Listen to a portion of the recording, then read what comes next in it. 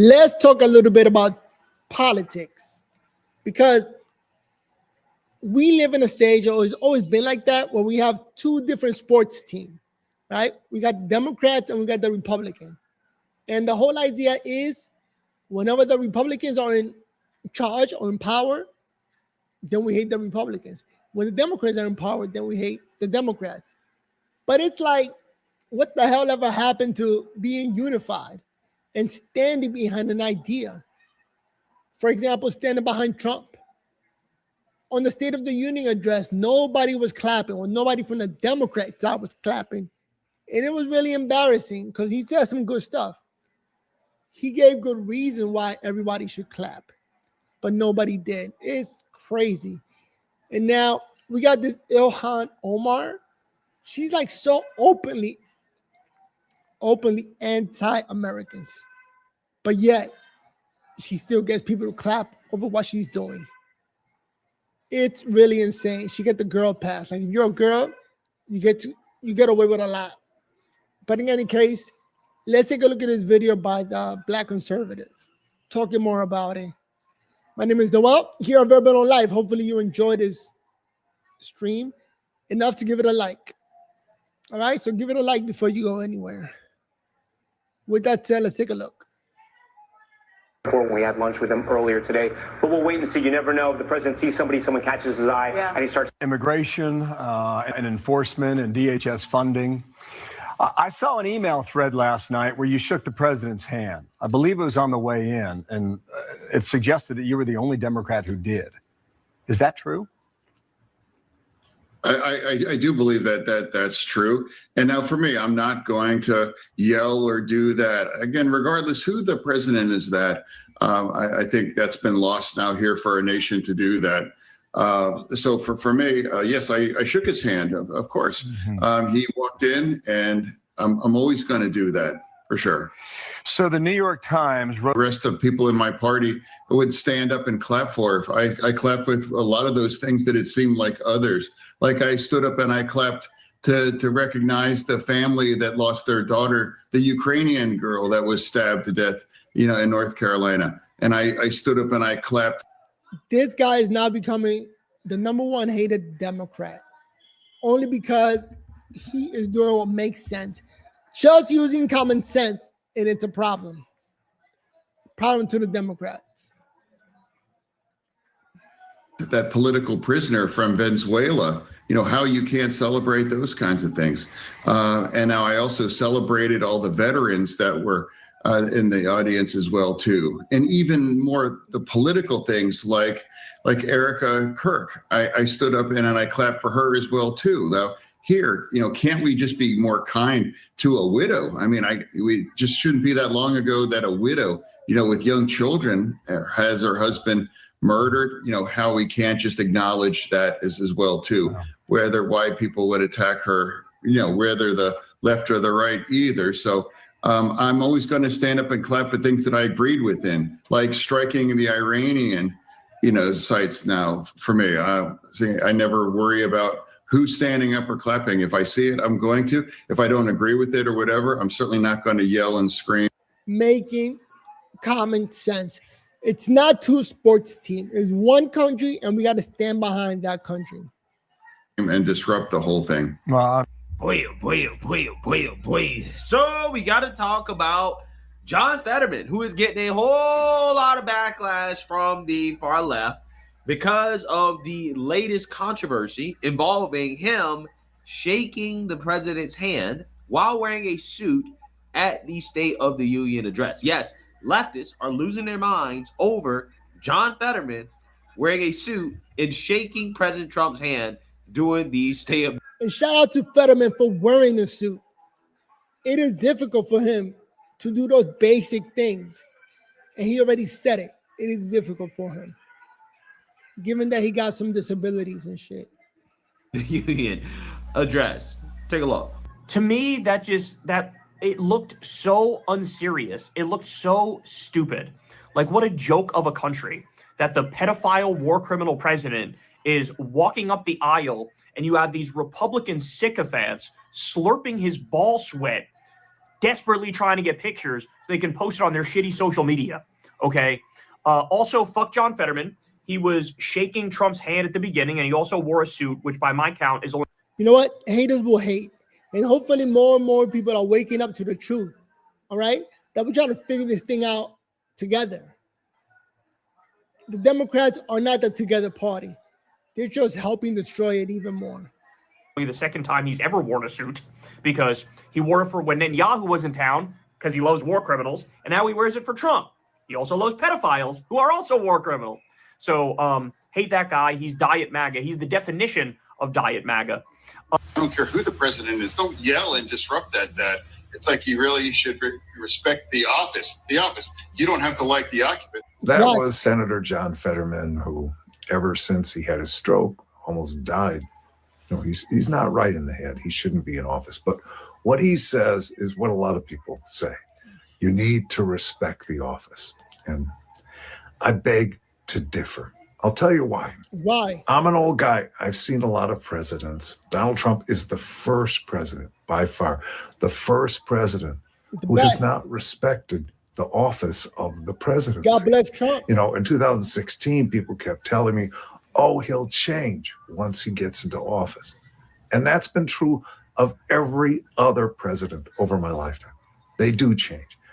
So we should celebrate this one particular president who's showing real people, the basic people, that this is all a lie. They're lying to us. Try to be more dignified. They do measure their language.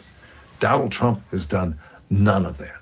He's willfully dragged the office of the presidency down to his own debased, corrupt level. How can you respect the office of the presidency when the person in that office? And that's the problem with the intellectuals.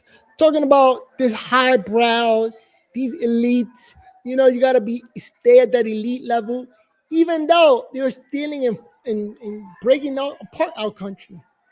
So thank God for Trump. Doesn't respect the office of the presidency. Yeah. So with that being said, despite the backlash that John Fetterman is getting for, again, wearing a suit and shaking the president's hand, right, showing respect to the president of the United States, he went to CNN and basically told this CNN anchor why is it that he didn't like the stunt that Democrats like Ilhan Omar and Rashida Tlaib pulled during the president's speech. As he was, again, giving a speech, they were boo-hoo-wine and crying, heckling him, making a clown show out of the Democrat Party. So without further ado, let's go ahead and get into this. Mr. Fetterman, thank you so much for being here. Great to be back. Why did you think it was important to shake President Trump's hand? Well, of course, that's the president. You don't have to agree with everything. You can be in a different party. You know, I think that's just basic respect and courtesy, you know, whether it's for the office or whether it's just kind of, I mean, I can't think we can get to the place where, I mean, the State of the Union can't turn into like the Springer Show. What kind of question is that? I mean, seriously, why did you shake the president's hand? This is CNN, folks, right? This is journalism. Why did you shake the president's hand? Amazing. That's where our politics is currently at right now, right? Where CNN feels like the first question she should ask a senator about the State of the Union address is, why did you shake the president's hand? Amazing. Absolutely amazing. What about what the president talked about? What about those topics? What was a lie? What was true? How is this country improving thanks to Trump? Or what does he need to change to make it better? Do you think your colleagues, Ilhan Omar, Rashida Tlaib, conducted themselves the right way by that metric? I'm saying I just disagree with that. It's not my, I'm not going to criticize it, but I'm going to say that's just not something I choose. And I think I walked around and I realized that half my colleagues were gone. And now if they want to boycott it, that's their choice. But I think overall, I don't see that coming back to, I remember back in 2009 when, I forget his name, Joe Wilson, you know, yelled. I mean, that was really provocative and shocking to people. And that had bipartisan, they condemned that. And now here it's just part of the part of the now, where it's just kind of like here it is. So I think something's lost when if that becomes like the new normal. Do you think President Trump is responsible for that new normal? No. I think we're all part of it too, and I do think we have to find a way. If we can be in the same room, we can disagree on these things. You don't have to sign off on everything. You don't have to agree with everything. And now, if I hear something that I agree with or I like that, hey, I'm going to stand up and clap for those things. And I think, and if someone's angry that I shook the president's hand as he walked in, I think that's on them. And I think some of the people that were angry that I did that, they didn't really have a problem when Mandami visited with the White House too. So, like, if we refuse to talk to the other side, I mean, that's the only one that really loses. That's America. Yeah. So first and foremost, I find the question here from Casey Hunt just to be so funny, right? Do you think that President Trump is a part of the new normal, right? Why is it that you have people heckling at the State of the Union address? And you know what's crazy? How obvious is that the mainstream media is part of a Democratic wing. They are part of their constituents. All they do is just fight as hard as possible for the Democratic Party. That's really crazy. Right? Openly disrespecting the president. Well, I mean, Nancy Pelosi was the one that ripped up President Trump's State of the Union. And she should have went to jail over that because that's illegal. It's nice that we're holding these politicians accountable now that Trump is in office. It's just crazy that he's not afraid to go up against the media wing of the Democratic Party. Speech, right? She's the one that did that. Propaganda. I think the Democrats are part of the reason why this is the new normal. But I do believe that Fetterman made a pretty fascinating point here about the hypocrisy of the criticism that he's currently getting from the far left for shaking the president's hand. But yet these are the same people who did not have that same level of criticism for Zohran Mamdani, right? Who visited the White House, right? And was apparently very chummy with the president of the United States. They made all type of excuses, okay? They did a whole bunch of mental gymnastics in order to rationalize Mamdani meeting with the president in the White House. They basically said that Mamdani was playing 5D chess against Trump, that he was playing Trump, right? That he was using Trump. And again, they rationalized that, right? They were totally fine with what Mamdani did, okay? But when Fetterman shakes the president's hand, okay, wears a suit to the State of the Union address out of respect, they're boo-hoo-wine and crying. It's a betrayal, right? It's just fascinating how that works. I think that's actually a very, very, very interesting point from John Fetterman. You know, I used to think that the media were the ones holding the president accountable and really fighting one-on-one with any president. And now they're so obviously just anti-Trump, period. What does that say about the media? The difference between the response to Mamdani visiting the White House versus John Fetterman shaking the president's hand. And let's be real, Mamdani has openly said a bunch of times that him and the president still talk. And the president has indicated multiple times that him and Mamdani still kind of talk, right? So, you know, there's a relationship there. And for whatever reason, Mamdani doesn't get the same backlash for his relationship with the president. And I don't think that John Fetterman's relationship with President Trump is at the same kind of level as Mamdani. I don't know. Maybe it is, maybe it's not. It just kind of seems as if, you know, John Fetterman's the type of guy where he's like, look, I'm just not going to openly disrespect the president. I'm not going to disagree with everything that the president, you know, does just because, you know, he's Trump. I got my own mind, right? Propaganda. John Fetterman said, I'm an independent thinker. He's still a Democrat. That's the crazy part about it. Like, he's still a Democrat. Okay. And I mean, I feel like I disagree with John Fetterman on most of his positions, but I do respect the fact that he doesn't just disagree with the president just to disagree with him. Right? And I'm glad that he has the balls to say something or to act independently. He's not afraid of getting canceled by the Democratic Party. He just says it and does what's right or he feels is right. He doesn't just hate the president to hate the president. And that's what got exposed by President Trump at the State of the Union about Democrats when he said, hey, you know, stand up if you want to protect American citizens over illegals, right? If you want to put Americans first over illegals, and Democrats didn't do it. What was exposed was the fact that, well, these people just hate Trump, right?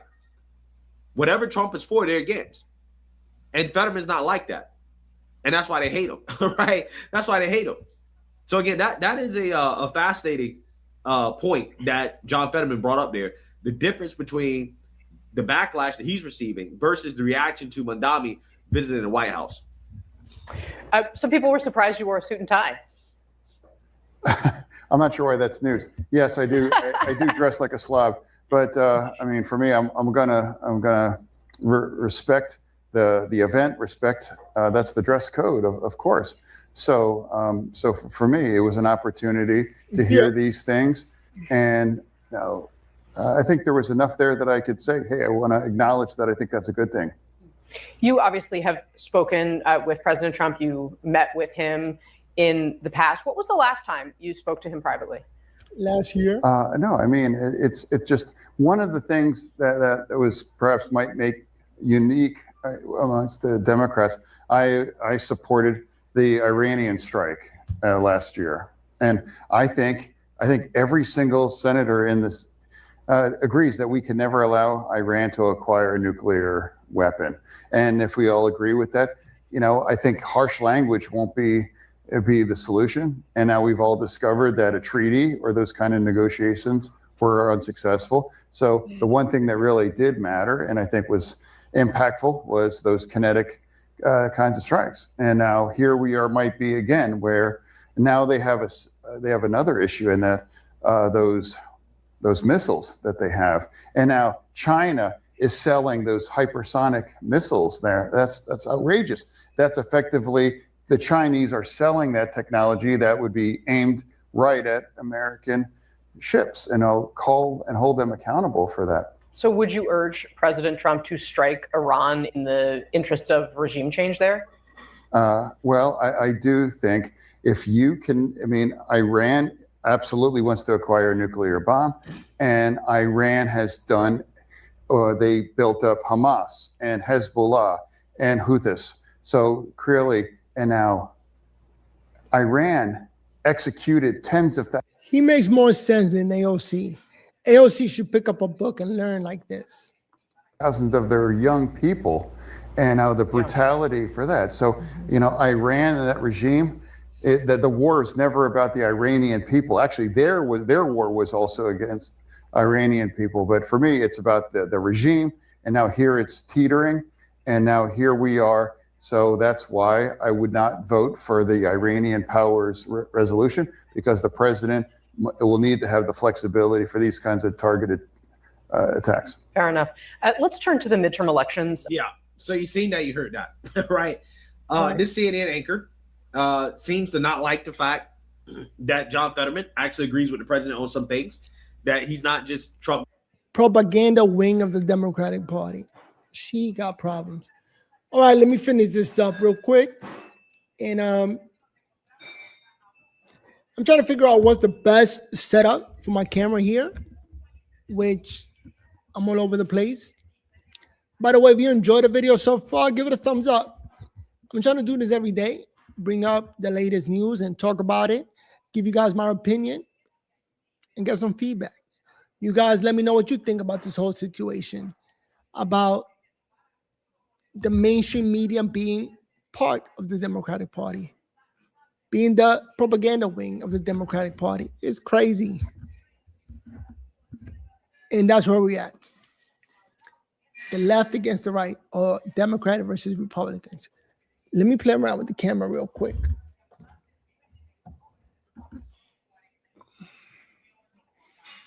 I have a feeling that it's going to fall to the ground. It's going to crash.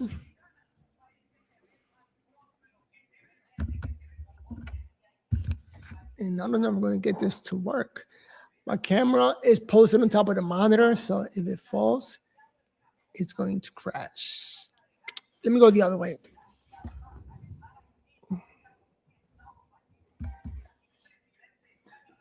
I'm more centered there. The only problem is the video that I'm going to be commenting on will block my face unless I move more this way. There you go.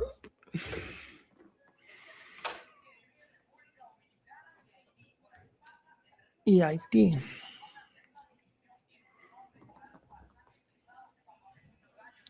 So then I could just talk like this. And let's go with that for now. But let me know, what do you think about this whole setup? Is it going to work? This is my, what's it called? Solution to my disability. All right. Most disabilities in America, in the world, don't have a solution. So doctors just say, figure it out yourself. You try whatever you want to try for you, because I'm all out of ideas. I think, personally, it's because doctors have a license and they don't want to lose their license, or they don't want to have a bad reputation. So not to lose the license, they don't really recommend anything that's not recommended by other doctors who are licensed. So they just say whatever works for you. There's solutions all over the world. Some of them work, some of them don't. And it's a little bit scary to go around the world in other countries and try things out, because you may end up dying or losing all your money and still sick. With PPMS, it just keeps getting worse and worse. That's where I'm at. So I'm going to try to speak on here as much as possible. See if I could keep my thoughts together, or if I'm all over the place. I like politics because it makes sense. And there's many other things that make sense, but it's just shocking that we are losing supposedly smart people to the Democratic Party. So it makes me think, forget your school. You're not that smart. You're actually kind of dumb. Or no, are you getting paid? Because why would you root for the failure of the country? They got to be giving you a lot of money.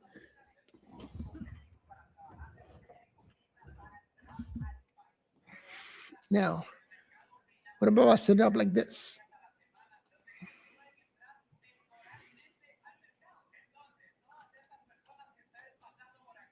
No. This sucks.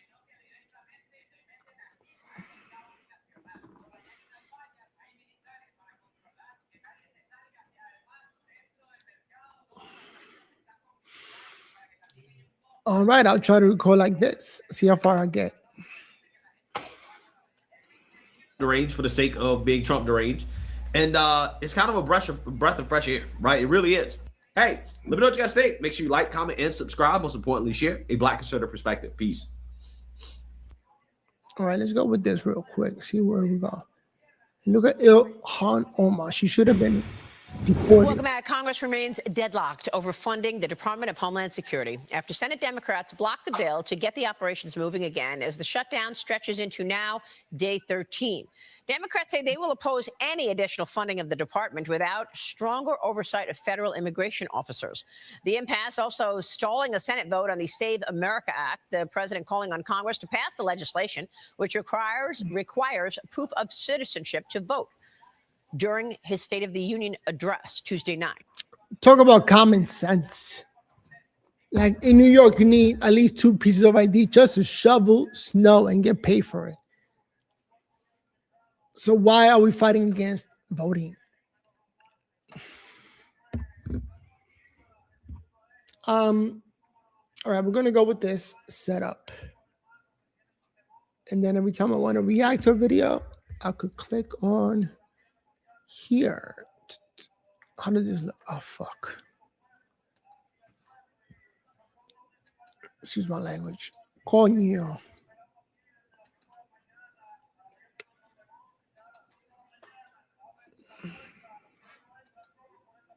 Joining me now is Tennessee Senator Marsha Blackburn. Senator, great to see you. Thank you so much for being here. And is there anything that you can think of that could break this stalemate and open up the Department of Homeland Security? No. The Democrats need to realize that 35% of the Homeland Security budget is FEMA. And Maria, as you know, there was an ice storm that came through Tennessee, and now there is a big snowstorm that hit the East Coast, and people are needing FEMA. FEMA cannot do their job until the Democrats say, all right, we're going to go ahead and fund it. ICE is funded. ICE is going to be funded through 2029. We've already had that vote. But right now, they are keeping FEMA workers and TSA workers from a paycheck, and their services are needed. So, you know, they're not hurting. Yeah. They're not hurting ICE. Right. No, I understand. But, you know, I mean, at this point, they want to see something in terms of movement on the Department of Homeland Security. I mean, what do you think can happen to actually get things moving again? Because of exactly what you just said, FEMA, as well as Secret Service. How about Secret Service is also impacted? That's right. That is right. But see, the Democrats keep moving the goalposts. They want one thing, they want another thing. The White House has given them alternatives. You also had negotiations. You're not going to please them. This is more of their antics because, as they proved at the State of the Union, they are going to put illegal aliens before U.S. citizens when it comes to their decision. And again, people are buying into that. Like, we live in stolen land, so why do we care? And it's like, yeah, we stole the land. It's our land now. What's your point? You know what? Forget this. I can't help it. Oh, yeah, let me use my leg. There you go. That's easier. Let's keep watching. Making. I thought President Trump calling them out was incredibly powerful. And Maria, if you're not going to uphold and defend the Constitution and defend our nation against enemies, foreign and domestic, that is the oath that you take, then all of this other stuff, it is Trump derangement syndrome. They have a terminal case of this. You're never going to make them happy. I think it is. You know, Trump, I think, is the first politician I've ever seen say that side is crazy. Them over there, they're crazy on live television. That was classic, him saying that. They are crazy. There's no other words. There's no other way of saying it. But they are crazy. It's time to keep putting these bills on the floor, calling the vote, and letting the American people see how out of control they are. Well, I was there in the gallery, and I was sitting behind Erica Kirk and behind the mother of Irina, the woman who was stabbed to death on the train. And I just couldn't believe him. She was sitting there crying hysterically. And the president calls out Irina and tells her mother how saddened we are for the loss of her daughter. And they didn't stand for that either. And we were clapping for Irina's mother. She was in tears. We're all watching her, and the Democrats did not stand up. Wow. It is astounding that they would not stand up and that they would not honor these individuals who have served our country, that they would not honor the loss of life. And the fact that they would not stand and say they're going to support citizens before they support illegal immigrants in this country. And I think it's a defining moment. I have heard from people all across Tennessee who have said, we get it. Now we understand what you're dealing with, because maniacs, making certain we have open borders, making certain anybody can come in our country, making certain that the ballot box is open to anybody who is on a visa and in the country that day and wants to go vote. That is their goal. It would destroy our country. The Save America Act is something we need to pass. We also need to complete this funding for DHS. It's the third time they have locked down DHS funding this Congress. Yeah. You're not going to make them happy, so let's just roll on. Well, by the way, the funding of the entire government, putting DHS aside, but the funding of the rest of government, ends in September, at the end of September, right before the midterm elections. So you've got, guaranteed, chaos potentially, if in fact you've got another fight. But I was surprised that President Trump brought up insider trading. He called on Congress to pass the Stop Insider Trading Act during the State of the Union address. Watch this. Everybody clapped. Let's also ensure that members of Congress cannot corruptly profit from using insider information. They stood up for that. I can't believe it. I can't believe it.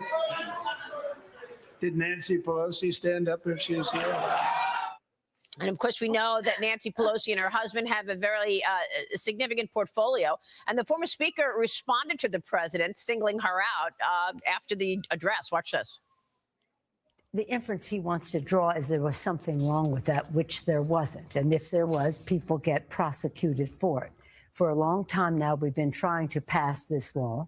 It doesn't have, now it has more support than it had before. And Elizabeth Warren stood up and applauded. Elizabeth Warren stood and applauded tonight when the president talked about it. Well, we all did. I did too. Senator, what was your reaction to that? Well, it is inappropriate for members of Congress to participate in the stock market. I just have been a supporter of this legislation for a long time, Maria. And there are some things you remove yourself from during public service. Yeah. This is one of them. It's an 80% issue, just like the Save America Act is. There you have it. Everything is 80-20. And the Democrats keep choosing 20%. And we live in a country where majority rules. So I hope they don't get any vote out of this. All right. I think I'm going to take a break. I've been on here for 30 minutes. Not that easy to be on here for 30 minutes while battling PPMS. If you know, you know. If you don't, just give the video a like, a thumbs up. And I want to go take a look to see how this video turned out and what's the best streaming position I can take. With that said, see you in the next video. Peace. This is not working great.